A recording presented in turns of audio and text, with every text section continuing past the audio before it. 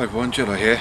Got a couple of hours. I'm having a bit of a wander around today looking at potential sites for a woodland lean-to kind of shelter, and I think I found quite a nice little patch that I'd like to build a lean-to shelter, sort of A-frame style, so it minimises the amount that I need to bring out with me in the winter time, and I can have it kind of as a semi-permanent shelter.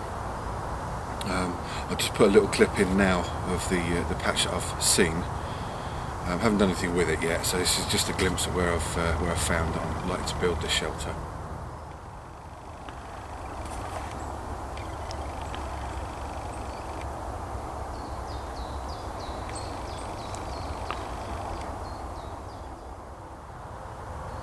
So there you go, looks quite a nice little spot. Quite warm today. We're going to stop and have a brew, but before I do, I've had quite a few questions on this brew kit from when I made the original video back in, when was it? Last year sometime, early last year. It was one of the first videos I did on my Bushcraft brew kit, cook kit. It's changed a little bit, so I thought I'd do an updated video for you on what it looks like now. There's not a lot of different components to it, but they are in a different bag here, and really it's just for the benefit of anybody that's subscribed in the last 12 months that may not have seen that video before, so hopefully it'll come up on your feed then. I've got the dog with me today and she's just wandering over, so if you hear any barking and all that, apologies, but I'll just start to come around, zoom into the pack here and let you have a little look at what we've got going on in this thing now before I set up and have a brew myself. Right, so the first thing to mention is that this pack here is the first go-to piece of cooking gear that I'll take with me, and this will come along every single time without fail. I've got to have coffee while I'm out having a wander around. You know, I'll always carry my flask with me, and that keeps the hot coffee on the go.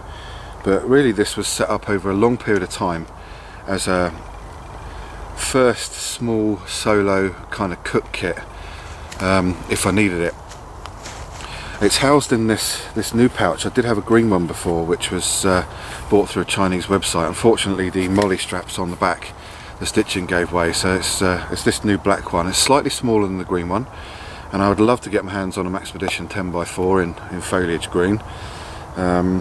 But I haven't got the funds for that at the moment, so it's in this black one, and similar to before, it's got the molly straps on the back. Sorry if this is a bit dark, obviously it's a black case and I'm in the middle of the woods.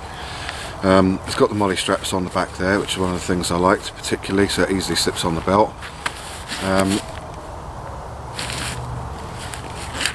A straightforward zipper around the side, double zipper, which opens up to show my Tatanka mug. And that's the first thing out. That's used for my coffee, for boiling water.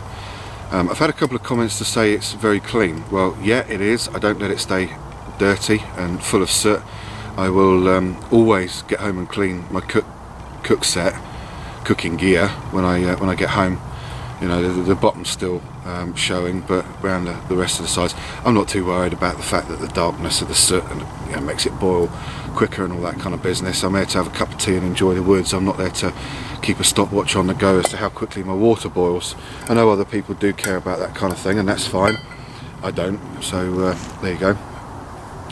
Next thing out is the Guy Designs bottle. This is the straight-walled 32 ounce, 36 ounce, one of the two, but I don't believe you can get hold of these too easily these days in the UK. I bought this over a year ago, and that's really the main bottle that I'll carry in this pack. I do have another one, the Maxpedition stone blue bottle, which will sometimes go in here, but quite often I'll take this one. I'm not worried about the weight, to be honest with you.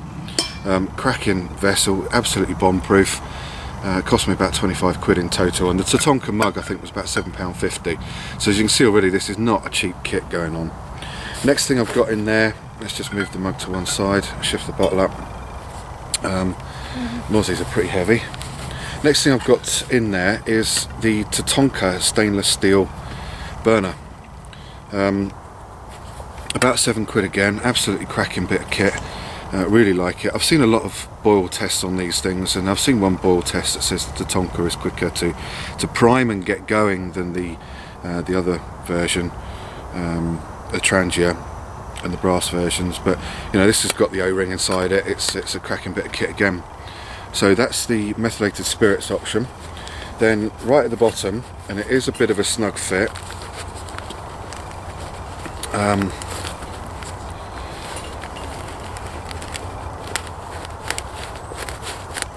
very snug fit in fact.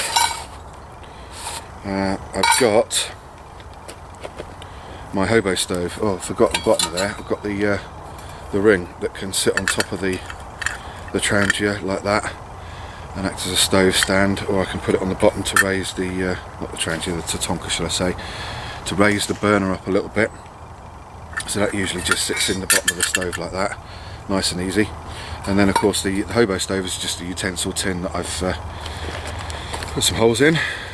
And then in this little pocket, let's put the stove in there to move out of the way, move that one up. And then in the pocket, on this side, I have a whole bunch of things. I've got two tent pegs that I can easily stick through. Sorry about the gun going off. Easily stick through the hobo stove like that, just to rest the cup on it, or the bottle if needs be. And then I've got a bottle of methylated spirits in there, clearly labelled.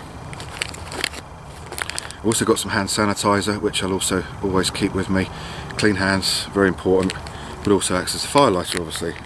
Obviously I can use the hobo as a wood burning stove as well, so I've got a multi-fuel option as well as the alcohol burner. And then in there at the moment I've just got some coffee sachets, 3-in-1s, and the Heinz, what do they call them, squeeze and stir soups. Sometimes it's nice to have one of those. And basically that's all I've got in there at the moment. I don't keep it you know, stacked with a whole survival kit of stuff. It's pretty simply a brew kit, and that's how it works for me. So there you go. I hope that answers some questions. So looking at the price of all the items, the cup was about £7, £7.50. That was about £25. That's about 32. The Tatanka burner was about £7, so that's 39. That one there was about £2, so £41.